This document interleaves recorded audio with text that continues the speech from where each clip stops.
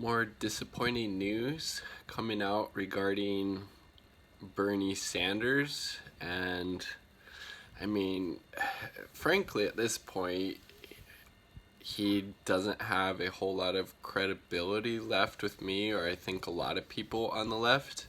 I think a lot of these decisions and choices Bernie's making are out of a desire to do what he thinks best, but his political calculations are just horrible. So this is an article from the Washington Post, I'll link down below.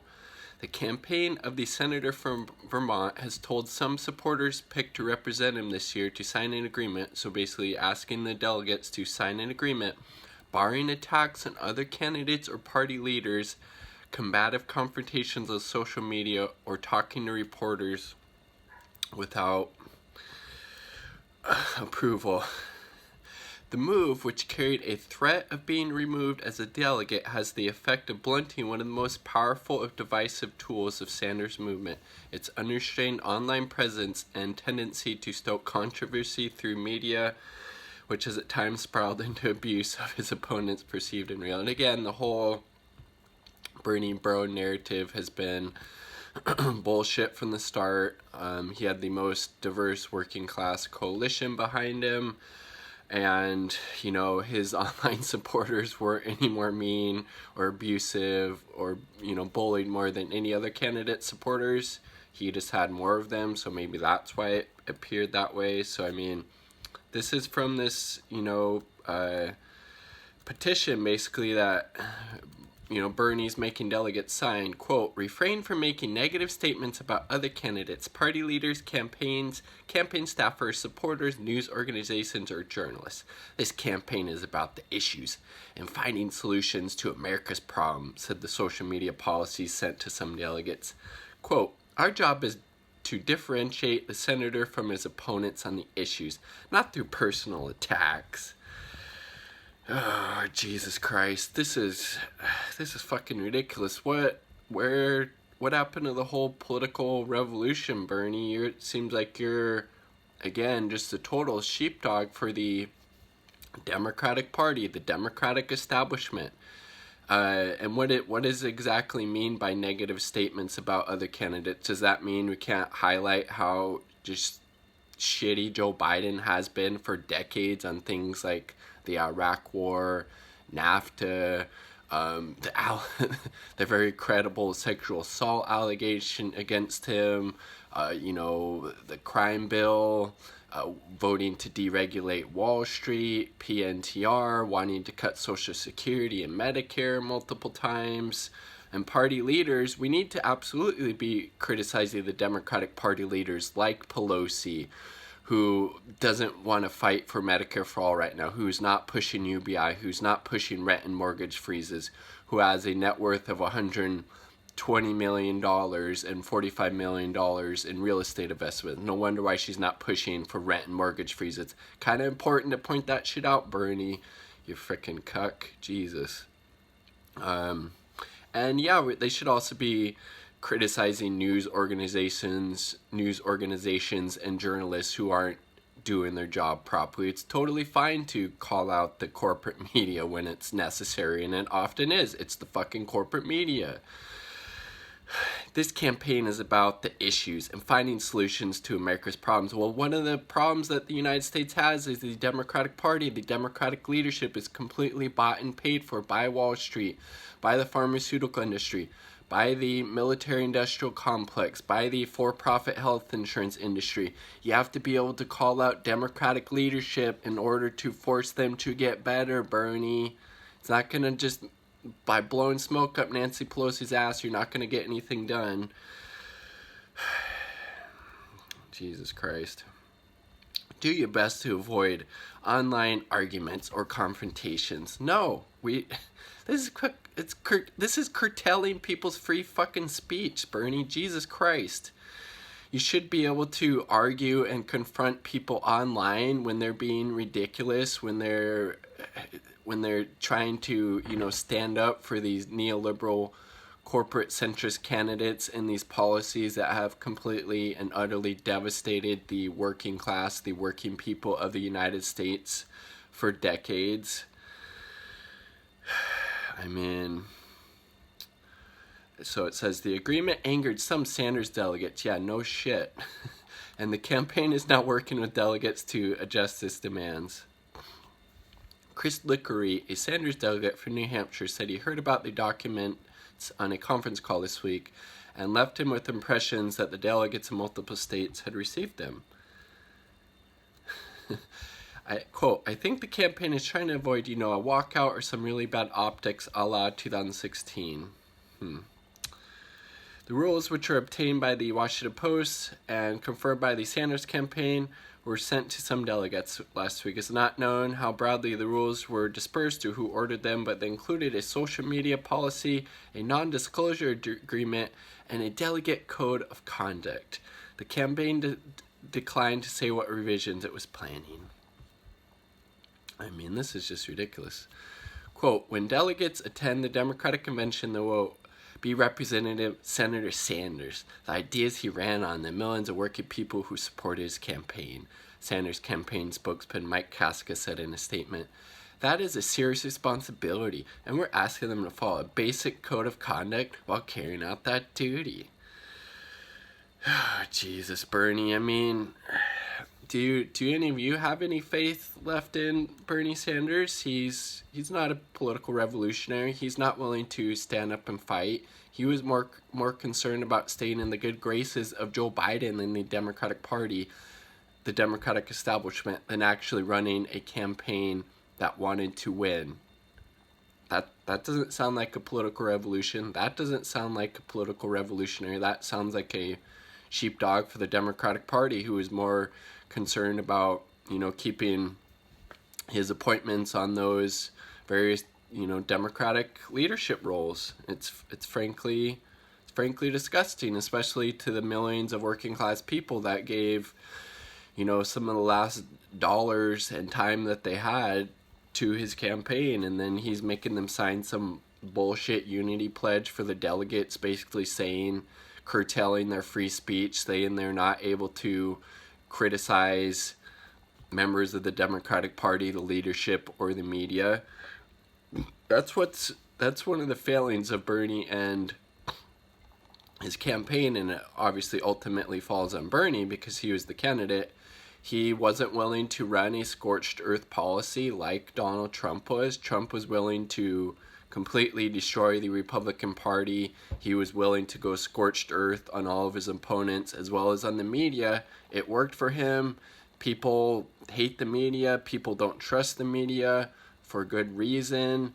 And Bernie wasn't willing to do that. He wasn't willing to go after the candidates hard enough, especially Biden, when it came down to him, because, Biden's my friend. He's my friend. I like him. People are dying because they don't have health care. Our world's burning because we don't have a Green New Deal. Biden doesn't support Green New Deal or Medicare for all, but he's my friend. So I'm going to use kid gloves on Joe Biden because I like him. I'm Bernie. I mean, Jesus fucking Christ. The senator who associates says closer with Biden than he ever was with Clinton, yeah, no shit, is seeking to forge a unified front with the former vice president heading into the general election. Good luck with that, Bernie. Again, Bernie Sanders dropped out.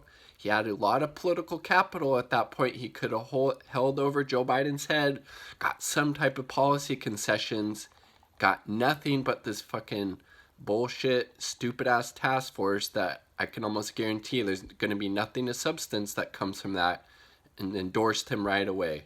Got nothing. Bernie sold out. Again, I don't think he was doing this to be malicious or anything like that. I think in his, I don't know how he came to this conclusion, but this is how you do politics. This is how you win. I mean, again, it just makes no sense whatsoever. Delegates were told they are, quote, expected to follow the guidelines, and failure to do so may result in disciplinary action, including but not limited to removal from the delegation. I mean, Jesus Christ. It's fucking ridiculous. Key parts of the 5-page order appeared designed to prevent unflattering news reports about disagreements in the party. disagreements in the party. Bernie, Jesus fucking Christ, what happened to your political revolution? What happened to you saying you're going to go against the Republican establishment, the Democratic establishment, and here you are not wanting to, you wanting now to prevent, quote, unflattering news reports about disagreements in the party. There's huge disagreements. The Democratic Party is completely corrupt. They're bought and paid for by the money interests. There's reasons why, obviously, Nancy Pelosi, Chuck Schumer, they're pushing these bullshit fucking stimulus plans that don't nearly do enough to help alleviate the suffering that we're experiencing due to the economic crisis caused by coronavirus, by COVID-19. Democratic Party, Democratic leadership is not doing nothing. That needs to be called out, obviously. Quote, social media postings have the potential to generate media coverage, the document warned, before instructing delegates how to address a press inquiry. Quote, if a member of the media contacts you about a posting of any kind, do not respond, it said. Instead, it continues to contact the senator's press office. So it's basically saying people don't have free speech anymore. You post something on social media and the press reaches out to you. Don't respond. Please, you need to send this to the senator's press office, and then they'll either handle it or they'll give you maybe some talking points and you can give that to the media. Jesus Christ, Bernie, and he's just went down fucking hill in the last couple months, has he not? I don't know how you could argue otherwise, in my humble opinion. Quote, before tweeting or posting from your personal social media accounts, again, curtailing people's free speech. Not like they're getting fucking paid to be these delegates. These were some of the most hardworking and dedicated people on the grassroots level who were fighting and championing to make sure Bernie Sanders became the nominee, and he's totally throwing them under the bus like he did Zephyr Teachout, like he did to all of his supporters when he dropped out and endorsed Joe Biden without any type of policy concessions, and then told people, his supporters who don't support Joe Biden, he called them irresponsible. No, Bernie, again, you're the one who's being fucking irresponsible by doing that bullshit. Jesus Christ. Ask yourself these questions. If this appeared on the front page of the New York Times, would it compromise Bernie Sanders' message, credibility, or reputation? It's not about you, Bernie, remember? Not me, us. You motherfucker. Jesus Christ. And again, it's not a cult of personality.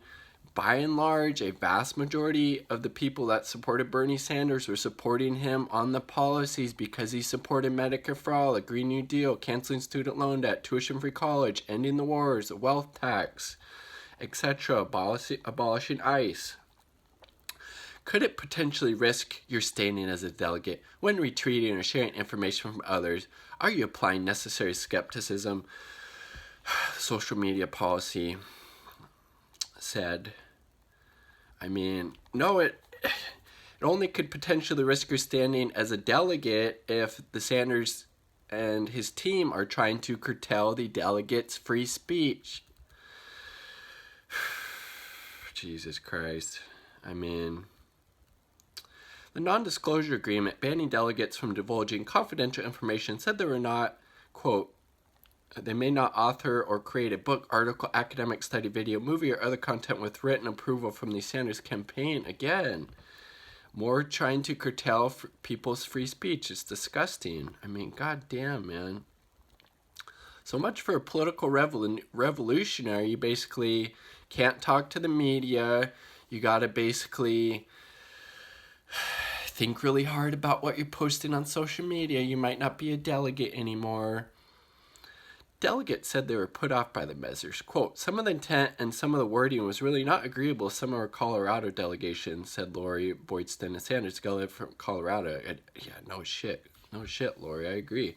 She said that a committee discussed changes they proposed to the Sanders campaign, which the campaign accepted. All is good, she added, but the campaign wouldn't divulge what those changes were. Some of the wording was really stifling. What to say, she said, adding, indeed, again, it's a curtailing people's fucking free speech. It's fucking ridiculous. I mean, but again, Bernie Sanders, as Chris Hedges has so eloquently pointed out on many occasions, on different platforms during different interviews, Bernie Sanders was and always has been a sheepdog for the Democratic Party. He never really wanted to overturn the apple cart like Trump was able to do and willing to do with the Republican Party, and instead was more concerned with staying in their good graces, keeping his, committee membership, staying in the good graces of Democratic leadership. And in 2016, at a rally, at an event with Sean Masawant, the socialist member of the Seattle City Council, along with Hedges and some other people, Shama or Hedges basically brought up to Bernie, like, why don't you run third party? The Democratic Party is completely corrupt. We're never going to get the necessary progressive change that we need within the Democratic Party, because it's corrupt. And Bernie's like, I don't want to do that. I don't want to become Ralph Nader. I mean, you gotta be willing to be hated. You gotta be willing to stand up to the party leaders. You gotta be able to just go after the media, attack them. You gotta be able to attack other party members. You gotta be able to attack Joe Biden. He wasn't willing to do that. He's a weak candidate. His theory of change didn't work because he wasn't willing to use the power and leverage that he had to actually try to get some of those concessions for the things that he said he was fighting for. In the end, he just gave up, and now he's trying to curtail the free speech of his delegates because he doesn't want them calling out rightfully the bullshit of the candidates and the party leaders, the campaigns, the staffers, and news organizations or journalists. I mean, what else is there to say about Bernie Sanders at this point? He was a huge disappointment, and it's no wonder that a good chunk of his voters are considering not voting or voting third party because, again, they were supporting Bernie for the policies that by and large Joe Biden doesn't support. Again, during the pandemic, he said he would veto Medicare for all, somehow was able to pass the House and Senate. This is during a pandemic. If you like the video, like the damn video. If not, hit that dislike button. That's cool too. Subscribe for more content. Peace. Much love.